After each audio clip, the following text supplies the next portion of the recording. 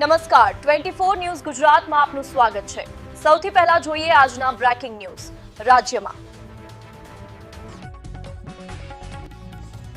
કાંકરેજ તાલુકામાં આંગણવાડી કાર્યકરો અને તેડાગર બહેનો પોતાના પડતર પ્રશ્નોને લઈને અચોક્કસ મુદતની હડતાલ 5મા દિવસે સમેટાઈ।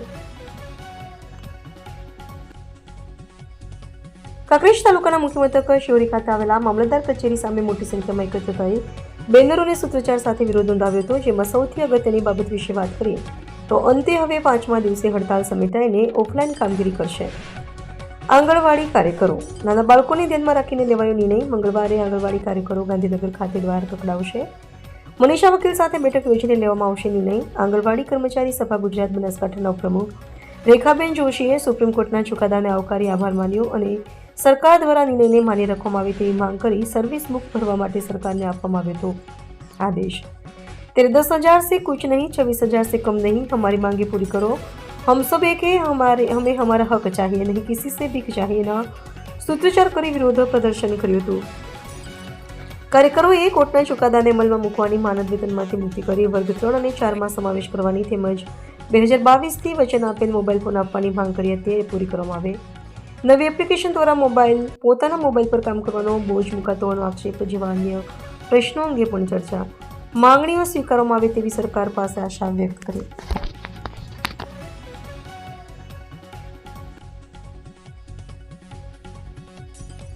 કાંકરેજ તાલુકાની એક કાર્યકર બેન છું। આજે અમારે હડતાલનો 5મો દિવસ છે, પણ લાગે છે એવું કે સરકારને હજી સુધી ક્યાંય આંખો ખુલી નથી, એમના કોઈ દયા જેવું છે નહીં। આજે અમે બેનો આટલા દિવસથી અહીંયા હડતાલ પર બેઠા છીએ અને અમારા બાળકો આંગણવાડીના બાળકો આંગણવાડીમાં આવવા માટે, સેવાઓ લેવા માટે તડપે છે, એટલે અમે આજે હડતાલ સમેટીએ છીએ અને સરકારશ્રીને એટલું નિવેદન કરીએ છીએ કે અમારા જે પડતર પ્રશ્નો છે ઓનલાઈન કામગીરી ઓછી કરી અમારા બાળકોને ધ્યાન આપવા દે અને જે હાઈકોર્ટનો ચુકાદાને અમલમાં મૂકે એટલી સરકારને પ્રાર્થના છે। એક મુદ્દે તરીકે ફરજ બજાવશું ગુજરાતની અને કાર્યકર તરીકે હાલ પણ ફરજ બજાવશું। અમારી સોમવારથી 22 તારીખથી હડતાલ ચાલુ છે બહેનોની, પણ અમારી જે બહેનોની ઓનલાઈન કામગીરી છે બહેનો નહીં કરે એની ઓફલાઈન કામગીરી કરશે અને અમે બાળકોના હિત માટે અત્યારે અમે આ હડતાલ સમિતિ લઈએ છીએ અને ઓનલાઈન કામગીરીમાં બહેનો કોઈ કરશે નહીં। હડતાલ સમિતિ અને અમે મંગળવારના દિવસે મનીષાબેન મંત્રી જોડે જઈએ છીએ અને ખુલાસો લેવા માટે કે બજેટમાં અમારે શું ફાળવણી કરી છે, એ ખુલાસો શું આપે છે, એ પ્રમાણે અમે આગળની કાર્યવાહી કરીશું બધી બહેનો। ત્યાં સુધી અમે હડતાલ સમિતિ લઈએ છીએ। કાંકરેજ તાલુકાની બધી આંગણવાડી બહેનો તેમજ કાર્યકર બહેનો બધી અમે 5 દિવસની હડતાલ રાખી હતી। આજે અમારી હડતાલ સમાચારમાં આવે છે એનું કારણ એ છે કે અમે હડતાલમાંથી અમે ઘરે જઈએ છીએ, કારણ અમારા નાના બાળકો, અમારા આંગણવાડીના બહેનો બાળકો એમ કહે છે કે બેન તમે કેમ આજે આંગણવાડી ખોલી નથી।